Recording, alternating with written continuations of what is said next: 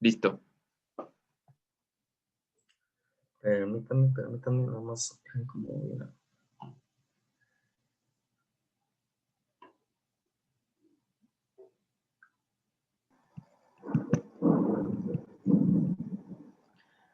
Bueno, entonces quedamos en que vamos a empezar el tema de antidiabéticos orales o hipoglucemiantes orales e insulinas. Pues la clase la dividí en dos partes porque si está un poco, para explicarlo bien, pues sí está un poco extenso y pues obviamente aquí lo importante es no aburrirlos y no saturarlos tanto de información. Entonces, vamos a empezar a hablar un poco de generalidades de la diabetes porque considero que el momento de estar aprendiendo farma es como que un poco más importante también, pues conocer, como ya lo explicó mi compañero en la clase pasada, pues la fisiopatología y todas esas partes importantes porque pues de ahí derivan los medicamentos, ¿no? De ahí deriva cómo va a funcionar y cómo pues va a estar tratándose la enfermedad. Bueno, entonces comenzamos así rápido explicando pues la definición de la enfermedad. Pues la diabetes, esto es la definición que viene en el Harrison, es un grupo de trastornos metabólicos frecuentes que comparten el fenotipo de la hiperglucemia y los factores que contribuyen a la hiperglucemia pueden ser la deficiencia de la secreción de insulina. En otras palabras, pues la diabetes son varios tipos que tienen como fenotipo es la forma en que se expresa o la forma en que la enfermedad, pues la vamos a ver, que es por una hiperglucemia, o sea, por tener niveles altos de glucosa o de azúcar, pues para que me entiendan así en la sangre. Y pues esto se debe a que va a haber ciertas situaciones que alteren la secreción, ya sea total o parcial de la insulina. Aquí también pues les voy a explicar rápidamente qué es la insulina más adelante porque también es parte del tratamiento. Bueno, respecto a su epidemiología, esta es una tabla de una encuesta que se llama En Salud. Por si quieren checar a veces lo que es la epidemiología de las enfermedades crónico-degenerativas, lo que es hipertensión y diabetes, yo les recomiendo que utilicen esta fuente porque es como que hasta ahorita, la actualización fue en el 2018, pero es la forma más como precisa de tener o que se tienen monitoreadas estas enfermedades. Entonces tenemos que para el año 2018, que fue la última actualización de esta encuesta, pues se le realizó la encuesta a 8.6 millones de personas, en donde el 10% son pacientes, bueno, hay un total, tanto hombre como mujer, ya como una media, del 10.3%, pues esto es una cantidad pues considerablemente alta si nos ponemos a pensar en el hecho de que pues no sé, estamos en algún lugar en donde de 100 personas, pues 10 tienen diabetes, pues es algo como que impresionante, ¿no? Además de que sabemos que esta es realmente la enfermedad que está carcomiendo ya desde hace años, pues, a México. Entonces, ¿cómo se clasifica la diabetes? ¿Alguien sabe cómo se clasifica? ¿O alguien ha escuchado cómo se clasifica?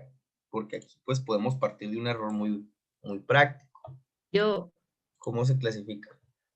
¿Quién dijo ¿sí yo? me, sí me escucho o no? Sí, Ah, se clasifica en diabetes tipo 1, tipo 2, gestacional y las secundarias.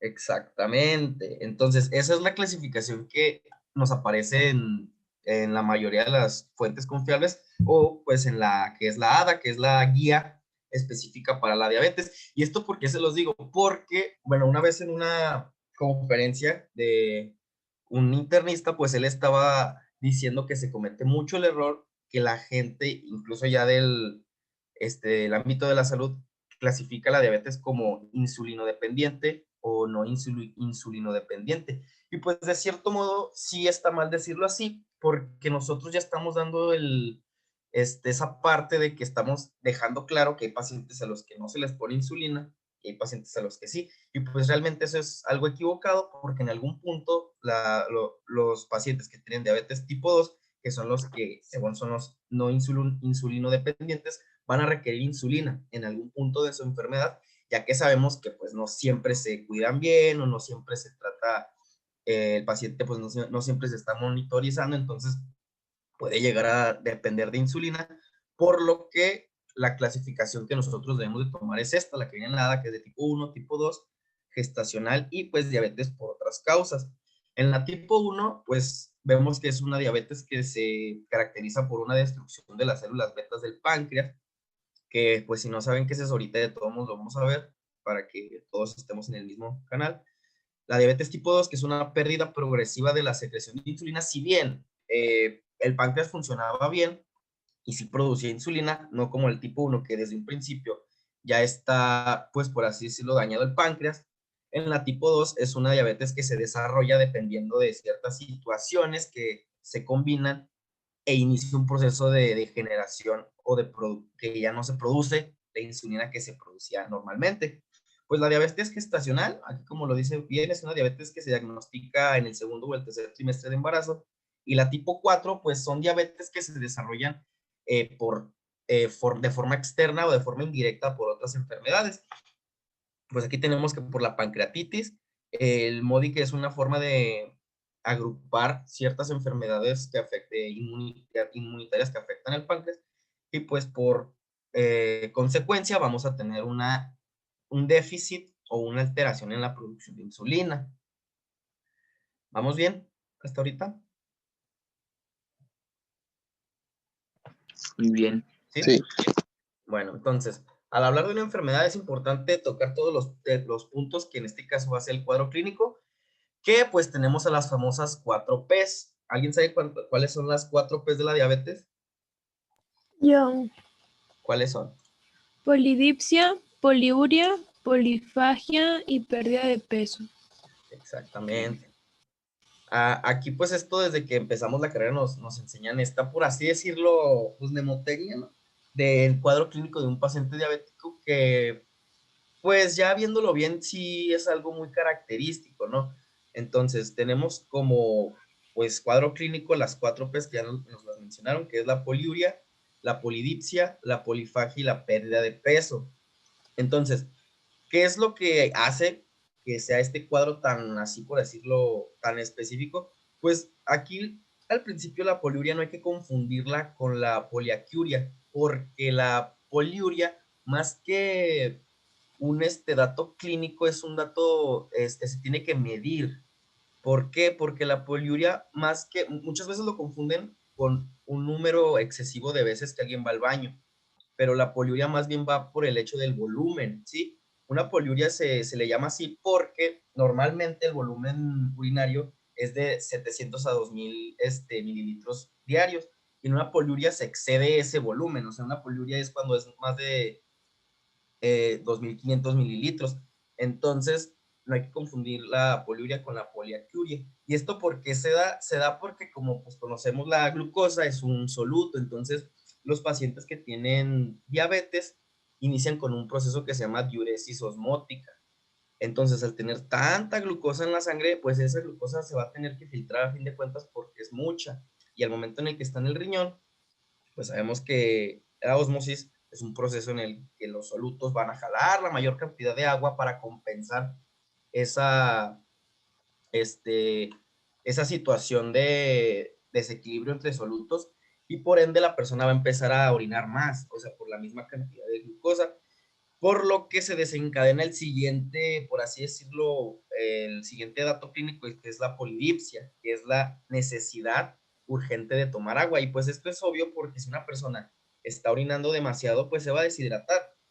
Entonces, pues podemos decir que estos dos datos clínicos pues van de la mano o se desencadenan pues todos del mismo proceso.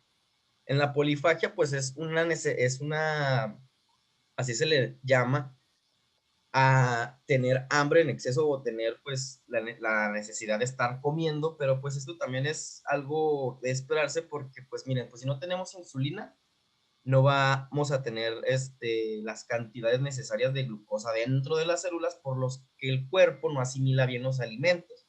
Entonces, si el cuerpo no asimila bien alimentos, pues es como si nunca hubieras comido y pues sigues con esa necesidad de estar comiendo, además de que en el mismo proceso de la diabetes se activa el centro del hambre. Entonces es por eso que esos pacientes, además de tener, además de orinar mucho, tener mucha sed, pues van a tener mucha hambre. Y la pérdida de peso se da pues por la misma razón de que como no asimilan los sustratos, el cuerpo pues los necesita, entonces inicia un proceso de lipólisis o de proteólisis para sacar de ahí los carbohidratos que en ese momento no se están asimilando por el déficit de la insulina. Entonces, ese es el cuadro clínico básico que vamos a encontrar en un paciente diabético, y ese es el cuadro clínico que nos pueden llegar a poner en, no sé, o podemos encontrar siempre, al menos con 2 de estos 4 datos, pues ya sea en una pregunta o pues si nos están, no sé, pues si estamos en un pase de visita y nos dan cualquier expediente, pues nosotros ya sabemos cómo identificar, pues si se trata de un paciente diabético, además de los datos que pues son los que vamos a ver más adelante, que son los que se miden, que son los más importantes, que es el de la glucosa. Bueno, en su última actualización, lo que es la ADA, tenemos estos criterios que pues son los que se utilizan para diagnosticar la diabetes. Para poder diagnosticar la diabetes se tienen que tener al menos 2 signos o 2 datos confirmatorios, que pueden ser cualquiera de estos, o teniendo el cuadro clínico como tal y un antecedente de enfermedad, por ejemplo, de infarto agudo al miocardio.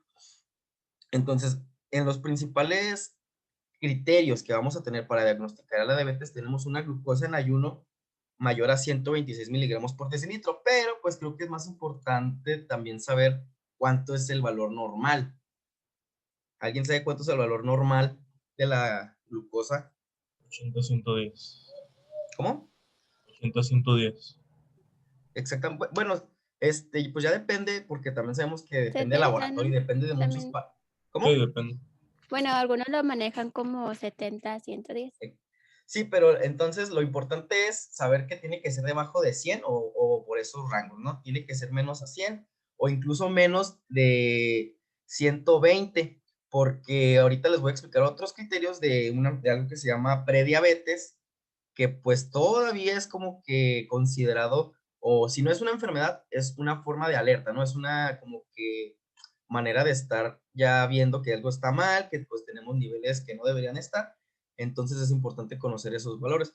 En efecto, como lo mencionan, de 70 a 100 es lo normal o lo que generalmente se maneja para tener un punto de corte de lo que es la glucosa, ¿no? Entonces tenemos, como en principio les mencioné, en ayuno no tiene que exceder los 126 miligramos por decilitro. Otro es hacerle una prueba de tolerancia a la glucosa. Lo que se le hace al paciente es darle una carga de 75 gramos de glucosa y en un lapso de 2 horas esa cantidad de glucosa no debe exceder los 200 miligramos por decilitro.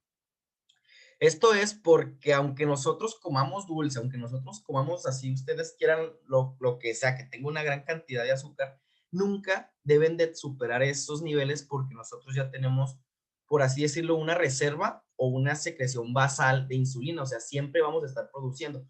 Va a haber puntos en el día en el que esos picos se van a elevar respecto a la producción de insulina, pero pues nosotros ya tenemos una producción basal, ¿no? Ya tenemos como que esa cantidad necesaria para evitar que la glucosa llegue hasta esos rangos. Es por eso que pues tenemos estos 2 puntos. Después tenemos la hemoglobina glicosilada. Esto es un parámetro que se utiliza para medir la glucosa en lapsos de tiempo prolongados. ¿Por qué? Porque la hemoglobina glucosilada es una cantidad o un porcentaje de glucosa que se queda almacenada en la hemoglobina. Entonces, al medir esa cantidad, nosotros nos damos cuenta que esa es la cantidad que hay de perdido en un lapso de 3 meses. Entonces, es un parámetro también que se utiliza para confirmar la enfermedad. Y pues por último, tenemos pacientes con síntomas clásicos de hiperglucemia o una crisis por hiperglucemia, que pues las principales sabemos que es la cetoacidosis o el estado hiperosmolar. Entonces, para el diagnóstico tenemos que tener al menos 2 de estos datos confirmatorios o que presente una clínica como tal y tenga antecedentes patológicos, por ejemplo, un infarto agudo al miocardio. ¿Qué factores de riesgo nosotros tenemos que tomar en cuenta pues al momento de estar viendo pacientes? Pues en un principio la obesidad, ¿no? Los pacientes adultos con un índice de masa corporal mayor a 25, que si bien no es una obesidad como tal, pero ya es sobrepeso, esto puede iniciar todos los procesos de pues la diabetes, ¿no? Porque a esto también se le suman otras enfermedades que, por ejemplo, hay un síndrome que se llama síndrome metabólico. Este es un síndrome en el que se agrupan varias enfermedades por su mismo nombre metabólicas que condicionan pues el desarrollo de otras enfermedades. Pues en este caso la obesidad es el principal factor que puede desencadenar la diabetes, y a eso se le suma, por ejemplo, la inactividad física, los antecedentes de primer grado de diabetes, la raza, etnia, también aquí, pues, no quiero entrar mucho en tema, pero pues me parece interesante, ¿no? En una misma plática de un doctor, él mencionaba, bueno, antes de decirles, por ejemplo, a ver, ¿a quién le puedo preguntar? A ver, Deyanira. Mira, activa el micrófono, por favor. Si yo te pregunto, ¿la diabetes se hereda? ¿Tú qué me dirías? ¿Sí o no? Sí. Sí se hereda. O Ujú. sea, si es algo que estás predispuesto a tener. Es una predisposición, no tiene que ser 100%, pero si un familiar tiene tuyo, pues sí te puede dar. Es como... Bueno, entonces fíjate lo que el doctor decía es de que no, o sea, la diabetes realmente no se hereda. Y yo me quedé que, ay, o sea, qué extraño, ¿no? Porque, pero pues si se ponen a pensar, pues realmente sí, o sea, la enfermedad no se hereda la probabilidad o la Ajá. posibilidad de que una persona tenga. Pero pues él menciona que pues no siempre es así, o sea, se hereda por ejemplo, los malos hábitos, o se hereda como que ese pequeño porcentaje que él mencionaba, quizás un 12%, pero, o sea, yo me pareció muy interesante porque pues toda la vida yo también en la escuela pensaba que se heredaba, pero pues realmente lo que se hereda es los malos hábitos, y pues a fin de cuentas lo que él establecía es que no siempre se va a desencadenar la enfermedad. Algo que pues sí, pues puede ser cierto, pero pues ya saben que de distintas fuentes unos dicen que sí, otros dicen que no. Hay porcentajes que pues los ves y dices, no, pues es casi, si bien no se le da la enfermedad, es casi un hecho que le va a dar. Pero pues ahí a mí me parece pues interesante ese dato. Otro factor es que para ya los pacientes que ya tengan más de 45 años se les tiene que hacer evaluar lo que es la glucosa. O sea, a esos pacientes ya se les tiene que tomar en cuenta como para, de que, pues no sé, si tu papá tiene más de 45 años, tú a pesar de que, pues no tiene los antecedentes, a pesar de que, pues dices, pues sí se cuida, no tiene obesidad, pero pues de todos modos ya es una edad en la que se necesita iniciar las evaluaciones, ¿no? Pues lo principal es la toma de glucosa capilar, que pues es la que se hace con el glucómetro, o si no, pues hacerse el estudio como tal en una química sanguínea. Y pues por último tenemos, si las pruebas son normales, se deberá realizar una reevaluación por lo menos cada 3 años, y más con aquellos pacientes que tienen antecedentes, o que tienen, por ejemplo, prediabetes, que son estos datos. Entonces la prediabetes es, por así decirlo, un limbo entre alguien, por así decirlo, sano o que no tiene diabetes, y alguien que puede tener ya como tal la enfermedad. Y pues aquí el parámetro, a diferencia del pasado que vimos, es que la glucosa en ayuno tiene que ser de 100 a 125. El ayuno pues es de al menos 8 horas, y pues estos son los valores que se deben de encontrar para sospechar que un paciente ya está como que iniciando con, con esta enfermedad. Otra es la glucosa plasmática, igual con una prueba de tolerancia a la glucosa, que después de 2 horas tiene que tener valores de 140 a 200 miligramos por decilitro, o una hemoglobina glicosilada de 5.7 a 6.4%. Entonces, ya en conclusión, la diabetes es una enfermedad muy común, es una enfermedad que siempre vamos a ver y de la que siempre nos van a preguntar y siempre vamos a estar hablando, y hay que tomar en cuenta todos estos datos que ya vimos, que pues para evitarla en un principio antes de iniciar cualquier tratamiento, como en cualquier enfermedad crónico-degenerativa, lo primero que se debe de cambiar son los hábitos y la actividad física.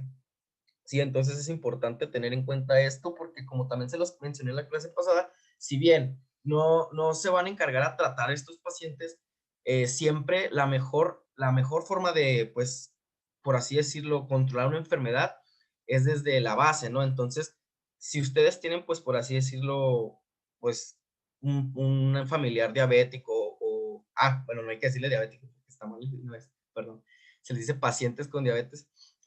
Si tienen algún paciente con diabetes en casa, pues que ustedes mismos promuevan esa parte de la actividad física, de siempre estarle preguntando, oye, ya te mediste la glucosa, y hoy sí te checaste, hoy sí te tomaste tu medicamento, porque pues es la parte en donde sabemos si un paciente va a tener un buen pronóstico o va a tener un buen desarrollo de la enfermedad o no.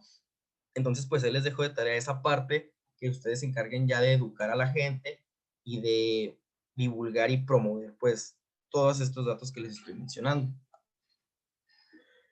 Antes de iniciar el tratamiento, pues tenemos que poner en claro qué es lo que se espera llegar o qué es lo que se tiene que alcanzar. ¿Alguien dijo algo? No. ¿Cuáles son los objetivos que se tienen que alcanzar una vez que se inicie el tratamiento? Pues lo principal es tener el control de la glucosa, ¿no? Y pues para eso puse esta tabla que es de la guía de práctica clínica, que son como que los parámetros que se tienen que alcanzar o para ya, ya tener muy claro que pues, tenemos al paciente controlado. Lo principal es tener la hemoglobina glicosilada debajo debajo del 7, si es posible, pues más, pero pues el parámetro para un buen control es debajo de 7. La glucemia basal, que tiene que ser de 70 o hasta 130. La glucemia postprandial, que no debe de exceder los 140. Y esto es muy importante en pacientes que tienen, por ejemplo, antecedentes de infarto agudo al miocardio, lo que es la LDL, porque cuando nosotros también, recuerdo que nos enseñaron, pues estábamos viendo EBC, nos decían que era muy importante, o un parámetro muy importante, tener al paciente controlado en lo que es la LDL. Entonces, en este caso es igual, cuando tienes un paciente diabético con antecedentes de infarto, lo que debes de estar también, más que la glucosa, son las lipoproteínas. Y bueno, pues aquí les dejo esta tablita para cuando pues tengan tiempo la chequen y pues aprendan los datos más importantes respecto al control ya de un paciente con diabetes. Bueno, ahora sí ya vamos a empezar como tal a lo que son los hipoglucemiantes orales e insulinas. Lo primero que vamos a ver son los hipoglucemiantes, porque es como que la parte más larga del tratamiento, además de que es como que los que más vamos a estar viendo, porque al momento de poner insulinas ya es algo más específico, ya es como que algo un tanto más complejo, por eso es como que más importante conocer primero pues el tratamiento que se da por vía oral. Cuando pues nosotros hablamos de hipoglucemiantes, la verdad sí son muchos, la verdad sí son como que una amplia familia, por así decirlo, de estos medicamentos, por lo que pues es importante tenerlos bien organizados, ¿no? Tener bien en claro pues cómo se dividen, y luego cómo se subdividen y cómo es que funcionan, porque también la forma en que funciona es algo muy como que básico para poder reconocerlos fácilmente, o al menos así fue como yo le hice para que en el momento que los estudié, pues aprendérmelos. Así rápido, antes de hablar de hipoglucemiantes, les voy a hablar así de lo que es la insulina. El páncreas, que es este órgano que tenemos aquí.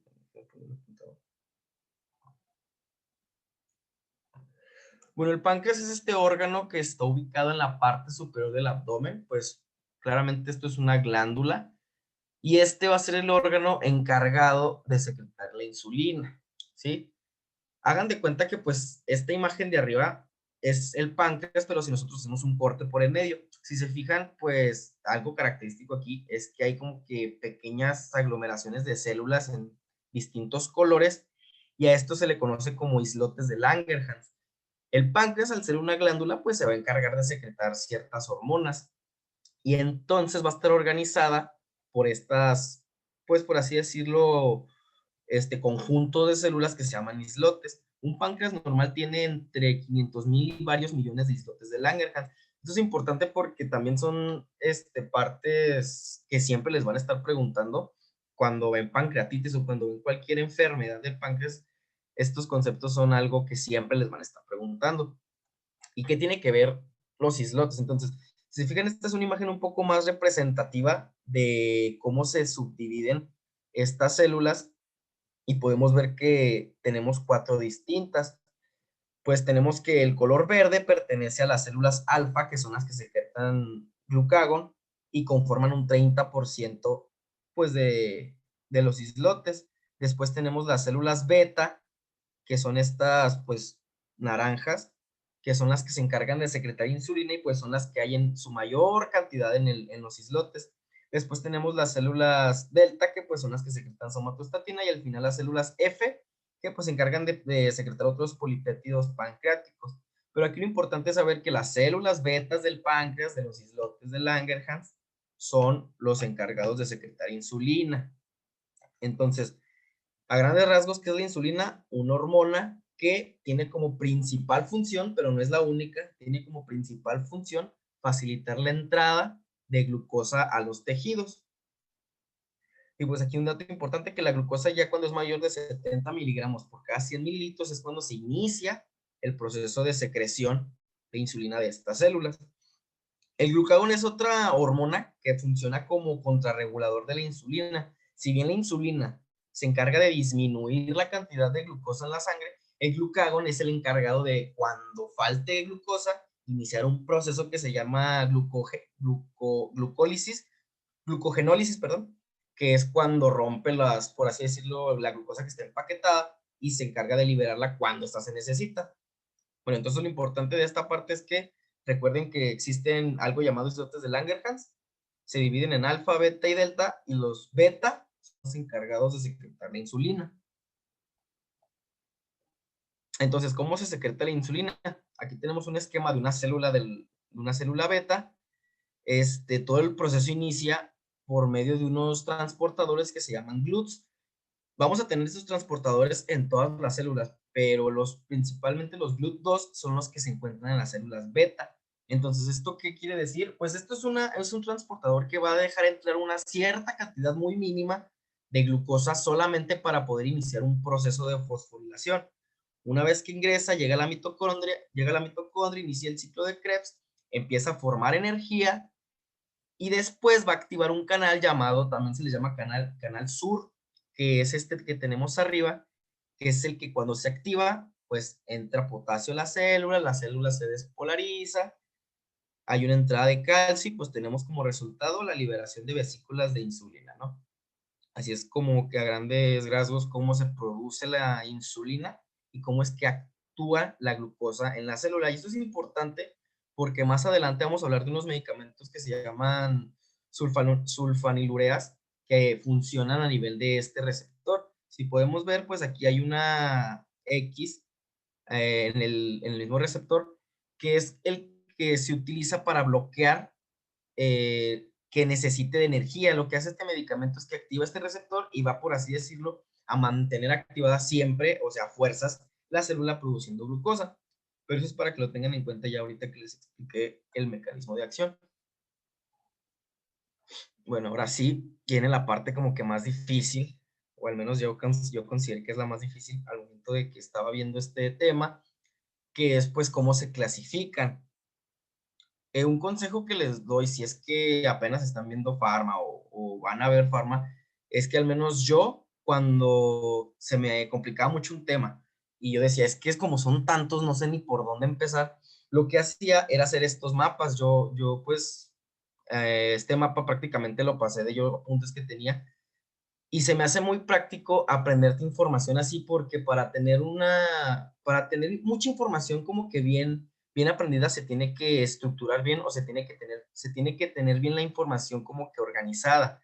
Entonces lo que yo les recomiendo que hagan es que cuando hay un tema muy amplio, ustedes como que lo empiecen a subdividir y empiecen como que a clasificar todo, porque después empiezan contándoles de que miren que las sulfas, que las meritinidas, y como que te pierdes y ya no organizaste bien esa información y no sabes ni por dónde empezar, o sea, no sabes ni por dónde moverle ya lo de los medicamentos. Entonces, yo me acuerdo que hice este cuadro, que primero dividí los medicamentos en cómo es que funcionan, y pues vamos a tener que tienen como, por decirlo, 5 mecanismos de acción, que en el primero es que estimula la liberación de insulina, que es pues la forma en que va a hacer que a fuerzas el cuerpo produzca mayores cantidades de insulina. Luego tenemos los que reducen la concentración de la glucosa Después tenemos los que afectan la absorción de la glucosa.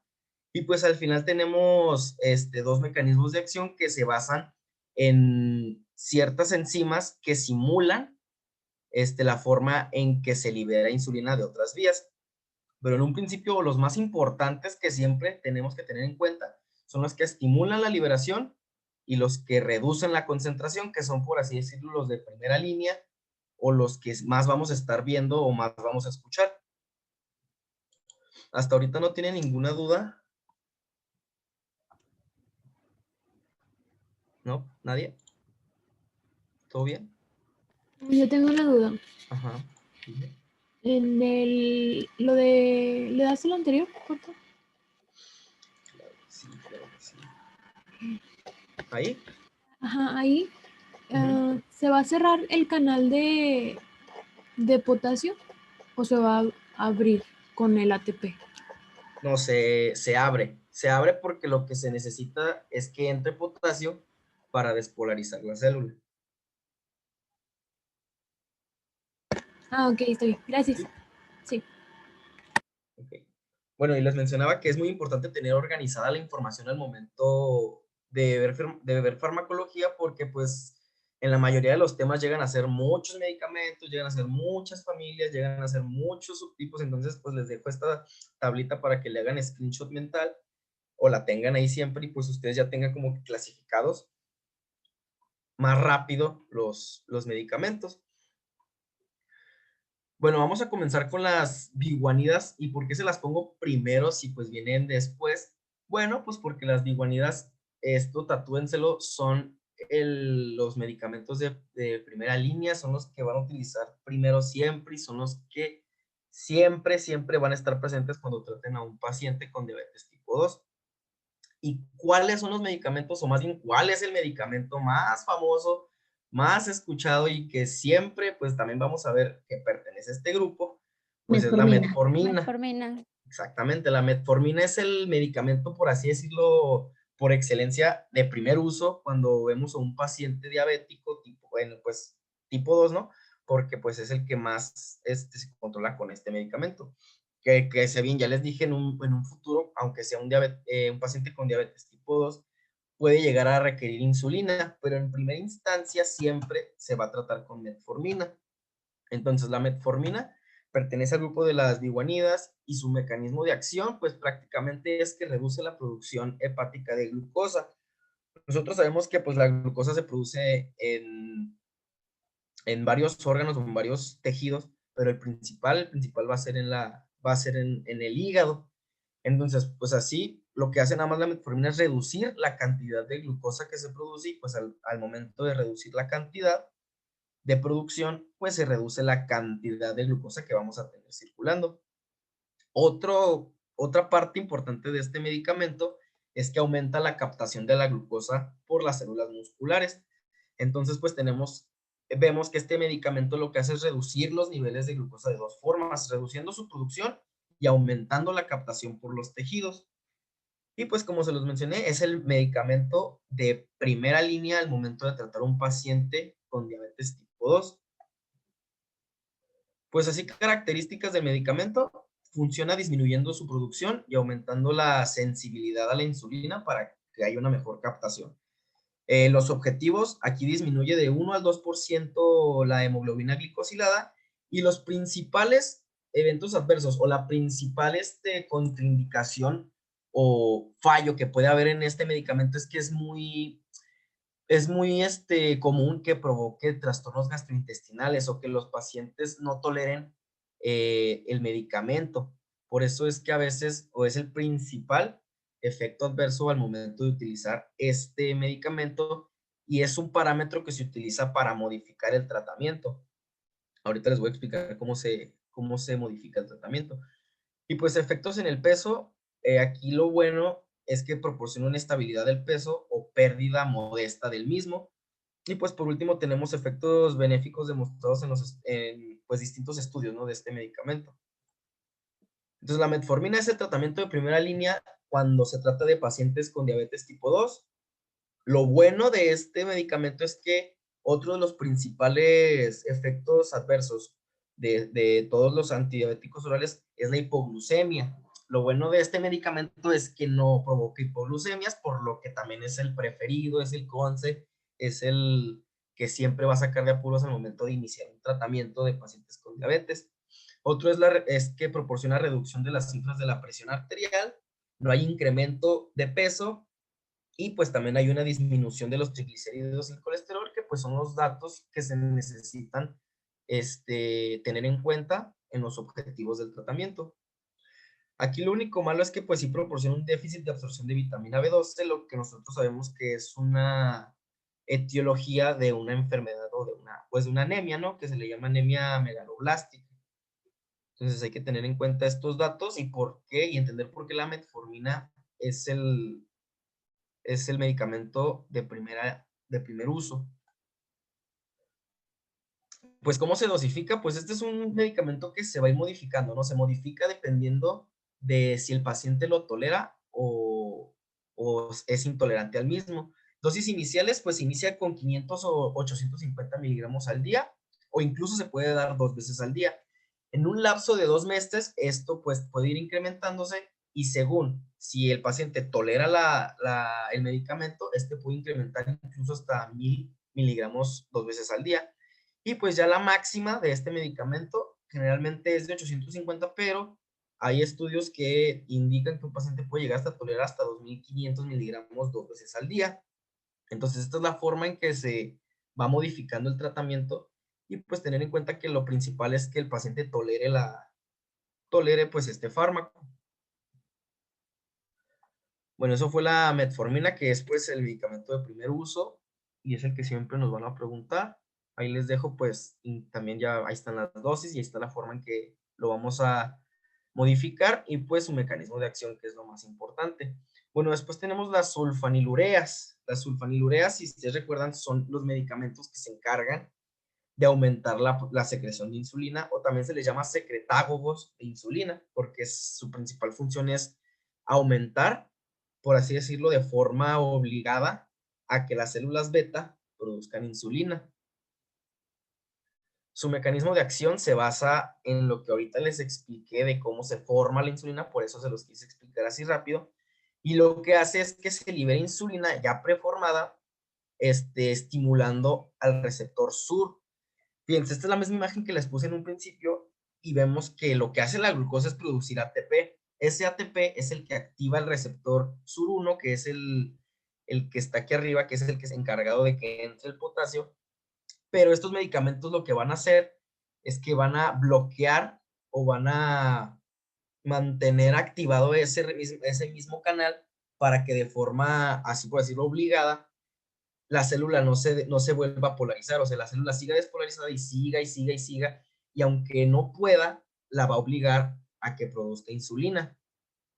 ¿Estamos? Entonces, estos medicamentos se dividen en primera generación y segunda generación, pero pues la primera generación ya está en totalmente desuso y pues no vale la pena mencionarla porque pues prácticamente ni se utiliza.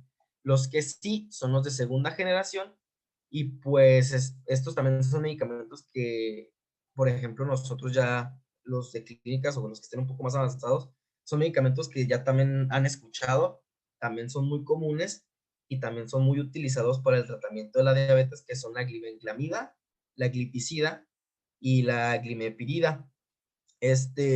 Todos funcionan igual, pero el único medicamento de estos tres que pues se considera un poco más eficiente, y eso es por su capacidad de funcionar dependiendo de la cantidad de insulina que haya, es la glimepirida. La glimepirida controla la glucemia, así sea aunque el cuerpo produzca una muy pequeña cantidad de de insulina, perdón, la glimepirida sí tiene la capacidad de funcionar, aunque sean muy reducidas las cantidades de insulina que se produce. Y pues también para no durar mucho tiempo aquí les dejo las dosis. Y pues la principal que les digo de esta familia, que es la glimepirida, o la ideal, dependiendo de la secreción de insulina, esta pues es la que se funciona con una menor cantidad de producción de insulina. Lo que corresponde a las meglitinidas y los, por ejemplo, derivados de la fenilanina funcionan igual que las sulfanilureas, solamente que son, pues, por así decirlo, homólogos de las moléculas que se encargan de que funcionen las sulfas, pero pues prácticamente tienen el mismo mecanismo de acción. Lo que hacen es estimular o obligar a las células beta a que produzcan insulina. Y en estas tenemos el principal, que es la repaglinida, que es el, por así decirlo, el ideal, que actúa estimulando la liberación de insulina de las células betas por medio de los islotes de Langerhans, igual activando el canal de potasio y evitando que se vuelva a polarizar y evitando que deje de producir insulina. Tenemos una dosis inicial que es de 0.5 miligramos. Este es un medicamento que se tiene que tomar con alimentos, al menos debes de comer 60 minutos antes de tomar este medicamento, y pues la dosis máxima son 4 miligramos, al igual con medicamento, con alimento. Y pues sus características, cómo funcionan, igual estimulan la secreción de insulina. Estos tienen una reducción de 1.5% de la hemoglobina glicosilada. Su efecto adverso aquí sí, estos pueden provocar hipoglucemias, y sí tiene efectos respecto a la ganancia de peso. Si se fijan, pues aquí seguimos viendo que la metformina es como que dices, wow, no puedo creer que este medicamento sea tan perfecto al momento de tratar a un paciente, pero pues sí, la metformina hasta ahorita pues es el mejor de todos, porque pues no tiene ninguno de estos efectos adversos. Ya hablando de los derivados de la fenilanina, igual son medicamentos que se encargan de secretar insulina, por así decirlo, de forma obligada, y estos lo hacen de igual forma que los pasados, activando el canal de potasio, promoviendo la despolarización y pues ya produciendo la insulina. Bueno, ya les hablé de la metformina y de las sulfas, que son como que los básicos en un esquema de diabetes, pero hay que tomar en cuenta también que no siempre va a ser como que, dependiendo de la situación o del paciente, como todas las enfermedades, se va a modificar este esquema. Y esto es porque, dependiendo de la cantidad de hemoglobina glicosilada, pues nosotros vamos a tomar como que el esquema. Esto es importante porque una vez estaba viendo era revisión de unos casos clínicos, y ponían un caso clínico de un paciente que tenía una hemoglobina glicosilada arriba de 10. Entonces, pues yo dije, bueno, pues el esquema básico, pues es cambio en hábitos de estilo de vida e iniciar con metformina. Pero, pues según la guía práctica clínica y la ADA, un paciente por arriba de 8.5% o un paciente según la ADA arriba de 10, ya no se le trata con metformina, a ellos se les da directamente insulina basal. Y eso es importante porque pues eso es una respuesta que está equivocada si nosotros la contestamos así, ¿no? Entonces, para que vean lo importante que es tomar en cuenta todos los parámetros y todos los datos que nos ofrece una enfermedad al momento de darle un buen tratamiento. Entonces, el tratamiento lo va a determinar, en este caso, el nivel de hemoglobina glicosilada, y en una primera instancia, la mayoría de los pacientes con un diagnóstico de diabetes tipo 2 usualmente mejoran cuando al tratamiento de metformina se le agrega una sulfa, pero pues hablando de que sean niveles menores de 8.5 de hemoglobina glicosilada. Cuando ya es superada, ya no se utiliza pues esto de la metformina y las sulfas, ya se inicia directamente con insulina. Y pues, como se los mencionaba, las sulfanilureas diferentes a glibenclamida, son las que se utilizan pues en estos casos. Y pues ese es el esquema básico que viene en la guía práctica clínica de cómo se tratan estos pacientes, porque yo también al principio cuando me decían, sí, muy padre, a ver, ya me sé la metformina, ya me sé las sulfas, ya sé qué es la insulina, yo decía, ¿y ahora cómo las utilizo? O sea, ¿cómo es que las voy a combinar o cómo es que se van a ir modificando? Y pues este es un esquema así muy rápido de cómo se inicia el tratamiento. Al diagnóstico, lo que se hace primero es cambiar los hábitos de estilo de vida, que es el paso 1, y ponerle pues metformina. Aquí pues ya debe haber aquí ya debe de empezar a haber un cambio en el paciente, y si no, ya vamos evaluándolo y vamos aumentando o vamos cambiando o agregando pues medicamentos. En el paso 2 tenemos ya las dos situaciones que les mencioné hace rato, que dependiendo de la cantidad de hemoglobina glicosilada es el tratamiento que le vas a dar. Si es una hemoglobina glicosilada por encima de los 8.5%, ya lo que se utiliza directamente es la insulina basal, pues unido al otro tratamiento. Y si no, pues simplemente se utiliza el mismo tratamiento de cambios en el estilo de vida, el uso de la metformina y se le agrega una sulfanilurea, que como ya lo vimos, la glimepirida pues es la más acorde o la más, por así decirlo, también la conce al momento de utilizar las sulfas. Y pues ya en el paso 3 ya es un paciente pues prácticamente que está muy descontrolado, o sea, un paciente ya que no es fácil únicamente tratarlo con estas dos esquemas, sino que aquí ya se tiene que utilizar un esquema de insulina intensiva. Cuando les hable en la segunda clase de insulina, vamos a ver a qué se refiere la insulina basal y la insulina intensiva, porque pues sí ya es otro rollo un poco más complicado y pues un poco más extenso, por eso es que no se los quise explicar en esta. Hasta ahorita no tienen ninguna duda. Pues yo solo quiero decir que pues tener en cuenta la importancia de los otros órganos al momento de cualquier fármaco, por ejemplo, pues en la metformina, como tú dices, es un fármaco pues muy bueno en todos los aspectos.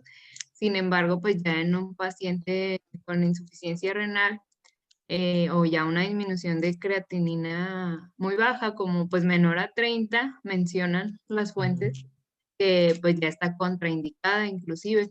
Y pues a lo mejor y es obvio, porque ya para que el paciente esté en esa insuficiencia renal es porque su diabetes está muy descontrolada y por ende pues la metformina ya no le va a hacer nada.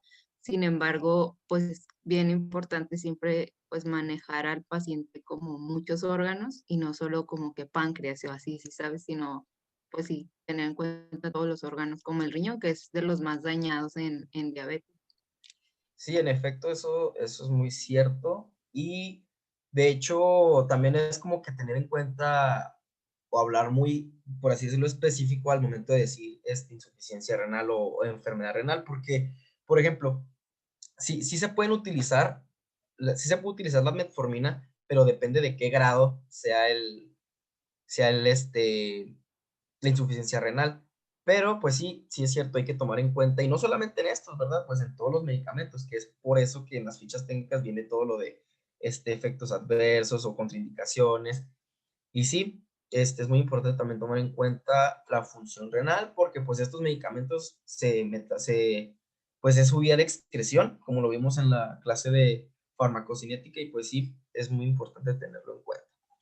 Sí, bueno, se supone, ya está contraindicado como tal cuando es menor de 30 de creatinina. Obviamente arriba, aunque sea insuficiencia renal, pues sí estaría indicado solo con ajustes y con precaución. Sí, exactamente, por eso es importante pues conocer todos esos datos como que pues a veces muy específicos, pero pues ya son como que tipo necesarios al momento de dar un buen tratamiento. ¿Algún otro comentario que alguien tenga? ¿No? Todo José bien. Miguel. Todo bien, mi Beni. ¿Todo Muy bien? bien explicado. Ujú. Gracias, compañero. Bueno, entonces pasamos al siguiente grupo de medicamentos, que son las tiazolinidionas, que pues parece trabalenguas, pero pues ya ni modo, pues así nos lo tenemos que aprender. Que pues es otro grupo de medicamentos que en este caso actúan disminuyendo la resistencia de insulina. Estos son agonistas selectivos de un receptor que se llama receptor gamma, activado por proliferador de peroxisomas, o receptor PAR, que es un receptor que se encarga de aumentar la captación de la insulina. Aquí vamos a tener que pues se dividen en dos también, que es la principal, uno que es la pioglitazona y la rosiglitazona, pero pues la rosiglitazona ya también está en desuso, y la única que pertenece o que se utiliza de este grupo es la pioglitazona. La del pollito, ¿no? Pío, glitazona. Exactamente. Entonces, ¿cómo funciona? Incrementa la sensibilidad del músculo y de pues, los órganos que captan insulina, ayuda a que la capte mejor y por ende ayuda a que la glucosa tenga una mejor, que la facilite entrar al tejido. Aquí también, pues los objetivos que disminuye la hemoglobina glicosilada y pues esto lo disminuye de un 0.5 a 1.4%. Efectos adversos, aquí también aquí sí hay ganancia de peso, retención de líquidos, riesgos de fracturas y anemia por dilución. Eso pues se da por la misma retención de líquidos.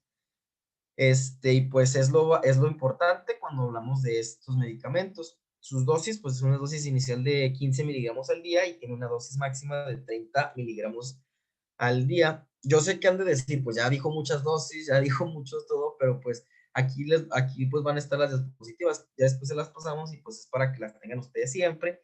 Y pues aquí lo principal es facilitarles, ¿no? Que ya digan, ay, no, pues, ¿cómo le hago para buscar ahorita?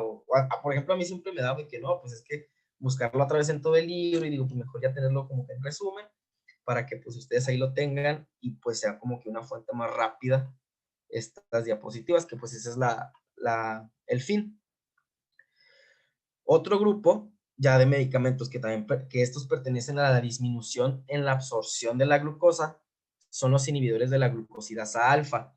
Estos medicamentos prácticamente lo que van a hacer, pues miren, como todos los medicamentos atacan a la enfermedad por distintas vías, ¿no? Por distintos lugares, por eso es importante conocer la fisiopatología. En este caso, no va a ser tanto que aumente la producción de insulina ni que aumente su captación. Aquí lo que hacen estos medicamentos es que disminuyen la capacidad de poder absorber, pues, los carbohidratos en el tracto gastrointestinal y pues si no se absorben, pues por ende no va a haber glucosa. Entonces, así es como funcionan estos medicamentos que reducen la absorción intestinal y así pues inhibiendo esta enzima y pues así como que pueden modular más los niveles de glucosa que va a haber en la sangre. Dosis inicial es de 20 a 50 miligramos y pues puede tener una dosis máxima de 100 miligramos 3 veces al día. Aquí tenemos dos medicamentos que son la acarbosa y el miglitol. La acarbosa es un medicamento que estaba muy de moda antes, de hecho todavía, que pues la mayoría de las personas lo utiliza como para reducir de peso. No sé si les haya tocado ver o escuchar que estaba muy de moda este medicamento. Nada más que alguien sabe por qué, pues por así decirlo, es un problema a veces este medicamento cuando se utiliza de esa forma. ¿Nunca les ha tocado una experiencia de alguien? ¿No? ¿Nadie? Bueno, lo que pasa con este medicamento es que como disminuye la captación, entonces al mismo tiempo disminuye la capacidad de absorción de grasas. Entonces lo que pasaba con las personas que tomaban este medicamento para bajar de peso es que intencionalmente se hacían del baño. O sea, lo que hacían era pues la pura grasa que no se pudo absorber porque pues el esfínter no tiene la capacidad de retener esa cantidad de grasa y pues terminaban haciéndose del baño de forma intencional y es por eso que pues es un problema utilizar este medicamento pues como una manera de bajar de peso. Entonces tenemos que estos son los dos medicamentos principales que corresponden a este grupo y pues su función o su mecanismo de acción es reducir la absorción intestinal. Pues estas son sus características, pues es prácticamente lo que ya les mencioné. Y pues pasamos ya a los últimos, que son los penúltimos, que son los análogos de las integrinas. Esto es igual, lo que se basa o el mecanismo de acción en los que se basan estos medicamentos es que simulan la función de unos péptidos, que es el GLP-1, que lo que hacen es que al momento de que hay una estimulación intestinal, la misma estimulación produce la liberación de insulina. Entonces, así es como funcionan estos medicamentos. Y pues lo que hace también es que disminuye los niveles del glucagon, que es la contrarreguladora de la insulina, y al haber menos, pues no hay tanta producción de glucosa. Disminuye la velocidad de vaciamiento gástrico y suprime el apetito en el hipotálamo. Estas son presentaciones, pues no son, en este caso no son vía orales, las presentaciones son en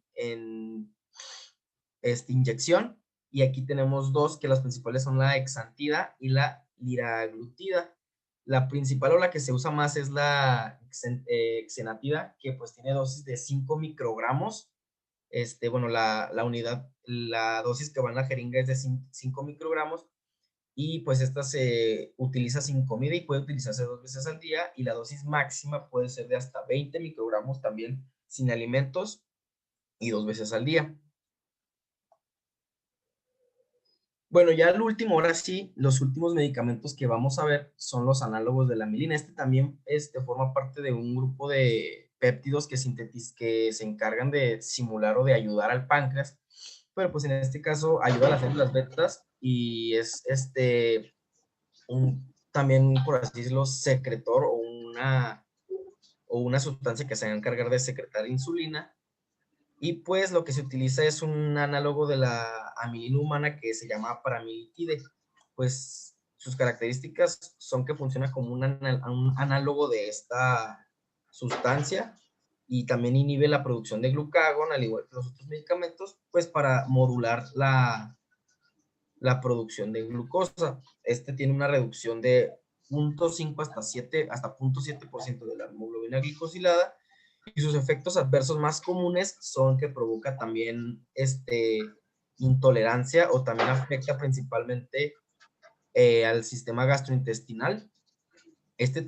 Tiene función de pérdida de peso. Aquí pues podemos ver que sí hay una reducción que también contribuye o ayuda a disminuir los parámetros de factores de riesgo del paciente. Y pues esto es lo más importante respecto a estos medicamentos. ¿Alguna duda de todo lo que hemos visto hasta ahorita?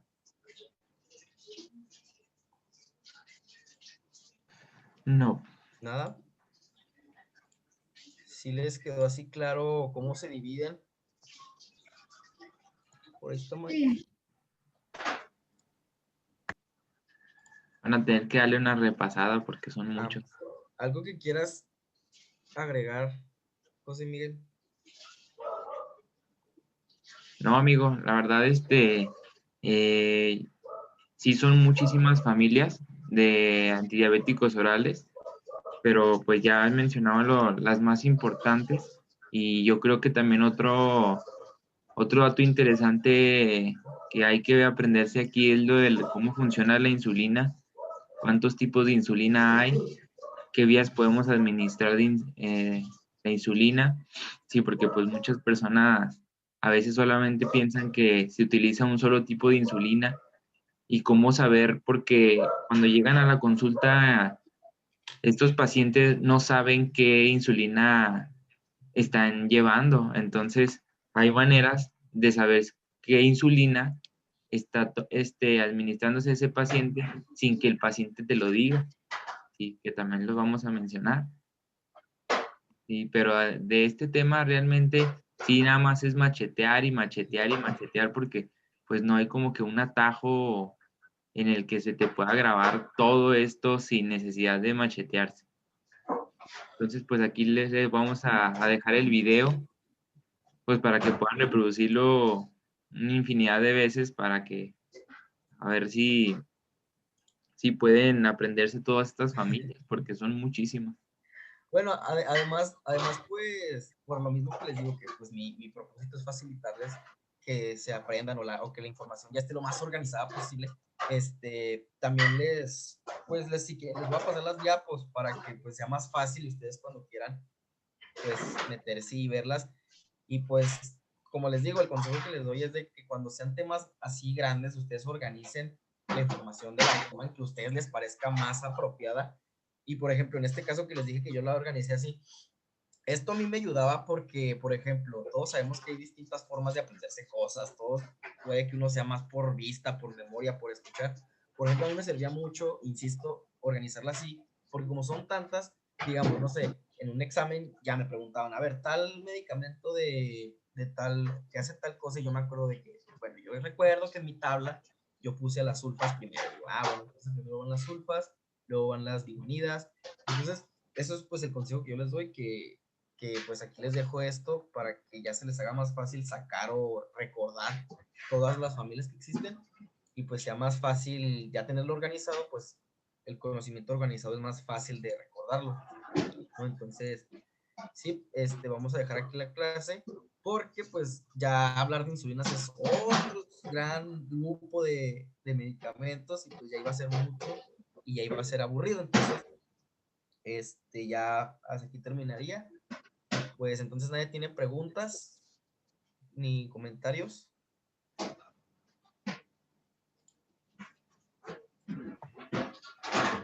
No,